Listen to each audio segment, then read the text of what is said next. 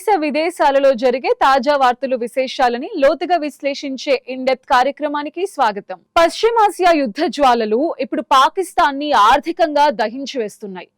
ముందు నుంచే దివాలా దిశగా ప్రయాణిస్తున్న పాకిస్తాన్ ఇప్పుడు విచిత్రమైన సమస్యల్లో కూరుకుపోయింది.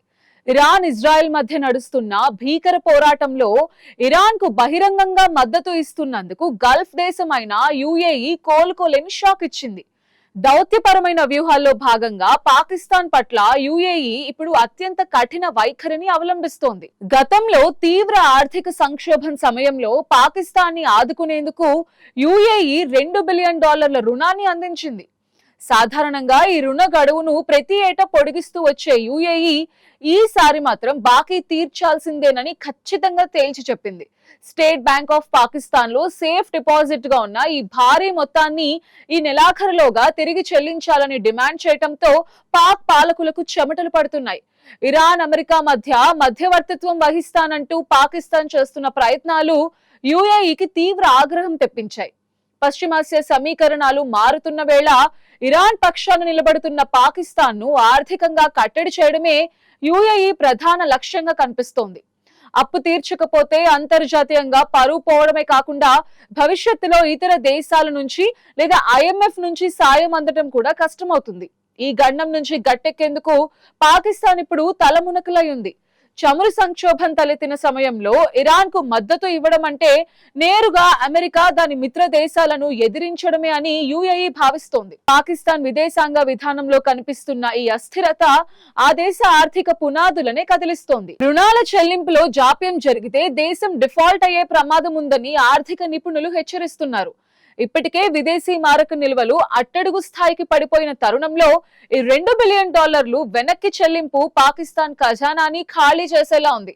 పాకిస్తాన్ ఆర్థిక పరిస్థితి ఇప్పటికే అత్యంత దయనీయ పరిస్థితిలో ఉంది.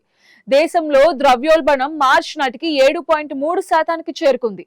నిత్యావసర ధరలు, చమురు, గ్యాస్ ధరలు సామాన్యుడికి అందనంత ఎత్తుకు వెళ్లిపోయాయి. ఈ సంక్షోభం నుండి బయటపడేందుకు పాక్ ప్రభుత్వం ప్రజలపై వింత వింత పన్నుల భారాన్ని మోపుతోంది. తాజాగా పాకిస్తాన్ లోని పంజాబ్ ప్రావిన్స్ లో ముఖ్యమంత్రి మరియం నవాజ్ ప్రవేశపెట్టిన గోబర్ ట్యాక్స్ ఇప్పుడు ప్రపంచ వ్యాప్తంగా చర్చనీయాంశమైంది. ఒక్కో గేదె లేదా ఆవుపై రోజుకి 30 పాకిస్తాన్ రూపాయలను పన్నుగా వసూలు చేయాలని నిర్ణయించారు. పశువులు వీధుల్లో పేడ వేయకుండా డైపర్స్ కట్టాలని లేదంటే పన్ను కట్టాలని ఆదేశాలు జారీ చేయడం విస్మయానికి గురి చేస్తోంది. 10 గేదెలు ఉన్న రైతు నెలకి $9,000 పన్ను కట్టాల్సి రావటం అక్కడి గ్రామీణ ఆర్థిక వ్యవస్థపై పెద్ద దెబ్బ.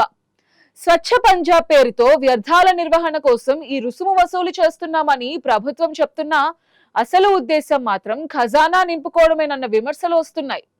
పన్నుల నుండి తప్పించుకోవడానికి యజమానులు గేదెలకు డైపర్స్ తొడుగుతున్న దృశ్యాలు సోషల్ మీడియాలో మీమ్స్ కు దారితీస్తున్నాయి. పశువులకు అనారోగ్యం సోకితే పరిస్థితి ఏంటని నెటిజన్స్ ఆ దేశ ప్రభుత్వాన్ని ఎద్దేవా చేస్తున్నారు.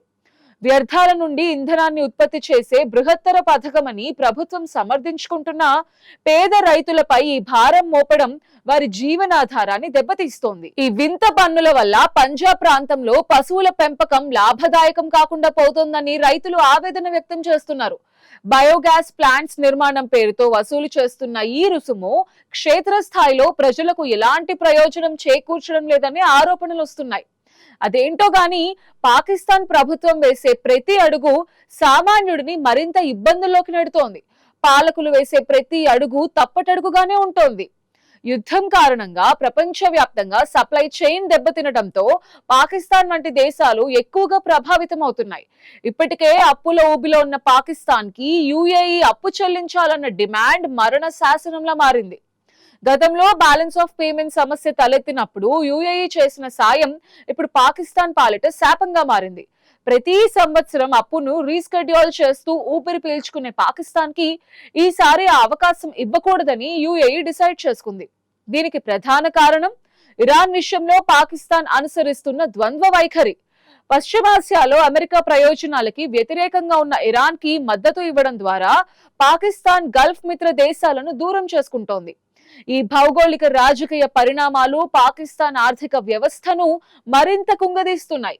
దేశంలో పెట్టుబడులు పెట్టేందుకు ఏ దేశం ముందుకు రాకపోవడం, ఉన్న అప్పులు తీర్చమంటూ ఒత్తిడి పెరగటం పాకిస్తాన్ ని దిక్కుతోచని స్థితిలోకి నెట్టేస్తున్నాయి. మరోవైపు దేశంలో నిరసనలు మిన్నంటుతున్నాయి. గోబర్ ట్యాక్స్ వంటి నిర్ణయాలు ప్రభుత్వ అసమర్థతను ఎత్తి చూపిస్తున్నాయి. సొంత దేశ ప్రజల మీద ఇలాంటి వింత పన్నులు వేయడం ద్వారా అంతర్జాతీయంగా ఆ దేశం నవ్వుల పాలవుతోంది. చమురు, గ్యాస్ దిగుమతుల కోసం పాకిస్తాన్ వద్ద విదేశీ మారక నిల్వలు అట్టడుగు స్థాయికి చేరుకున్నాయి.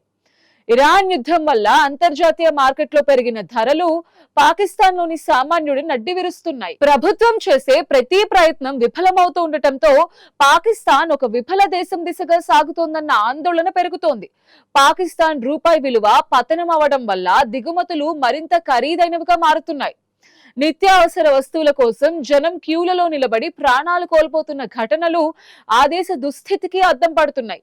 వీటి నుండి ప్రజల దృష్టి మరల్చేందుకే భారత్ పై కుట్రలు, కుతంత్రాలకు తెరతీస్తోంది. ఇరాన్ యుద్ధం కారణంగా పాకిస్తాన్ పరిస్థితి పెనం మీద నుంచి పొయ్యిలో పడ్డట్టయింది. ఇటు అంతర్జాతీయ దౌత్య నీతిలో విఫలమై యుఏఈ వంటి మిత్ర దేశాల ఆగ్రహానికి గురవుతుంటే, అటు దేశీయంగా వింత పన్నులతో ప్రజల ఆగ్రహానికి గురవుతోంది. చమురు ధరల పెరుగుదల వల్ల రవాణా వ్యవస్థ స్తంభించిపోయింది. మరియం నవాజ్ ప్రభుత్వం తీసుకొచ్చిన బయోగ్యాస్ ప్రాజెక్టు పేరుతో సామాన్యుడిని దోచుకుంటున్నారనే ఆరోపణలు వస్తున్నాయి. వేస్ట్ టు వాల్యూ అనే నినాదం బాగున్నా దానిని అమలు చేసే విధానం మాత్రం అసంబద్ధంగా ఉంది. ఈ ఏడాది ప్రారంభంలో 5.8% ఉన్న ద్రవ్యోల్బణం యుద్ధం మొదలైనప్పటి నుంచి క్రమంగా పెరుగుతూ వస్తోంది.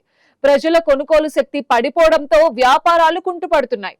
ఇరాన్ యుద్ధం నీడలో పాకిస్తాన్ తన ఉనికిని కాపాడుకోవడానికి పడుతున్న పాట్లు ఆ దేశ భవిష్యత్తుని అంధకారంలోకి నెట్టేస్తున్నాయి. యుఏఈకి $2 బిలియన్ చెల్లించగానే ఆ లోటును సమకూర్చుకోవడం కోసం పాకిస్తాన్ ఇప్పుడు మరిన్ని కొత్త పన్నులు వేసినా, తాజా భిక్షాటనకు బయలుదేరినా ఆశ్చర్యపోవక్కర్లేదు. పశ్చిమాసియాలో శాంతి ఏర్పడే వరకు పాకిస్తాన్ వంటి దేశాలకు ఈ తిప్పలు తప్పేలా లేవు. గల్ఫ్ దేశాల మద్దతు లేకుండా పాకిస్తాన్ మనుగడ సాగించడం అసాధ్యం. కానీ ప్రస్తుత పరిస్థితుల్లో పాకిస్తాన్ తీసుకున్న నిర్ణయాలు ఆ దేశాన్ని ఒంటరిని చేస్తున్నాయి. దాయాది దేశం చేస్తున్న ఈ తప్పులు కేవలం ఆర్థిక రంగానికే పరిమితం కాకుండా సామాజిక అస్థిరతకు కూడా దారితీస్తున్నాయి. పశువులకు డైపర్స్ తొడిగించే స్థాయికి ప్రభుత్వం దిగజారటం ఆ దేశ పాలనా వ్యవస్థ ఎంత బలహీనంగా ఉందో ప్రపంచానికి చాటి చెప్తోంది. భవిష్యత్తులో ఈ సంక్షోభం మరింత ముదిరే అవకాశం ఉంది. ఇప్పటికే పాక్ ఆక్రమిత కాశ్మీర్ లో కూడా నిరసనలు వెల్లువెత్తుతున్నాయి. ఆహార భద్రత కరువవటం, విద్యుత్ ఛార్జీలు పెరగటం వల్ల జనం తిరుగుబాటు చేసే పరిస్థితులు కనిపిస్తున్నాయి. ఈ సంక్షోభం పాకిస్తాన్ పతనాన్ని శాసించబోతోందా అన్నది ఇప్పుడు పెద్ద ప్రశ్న.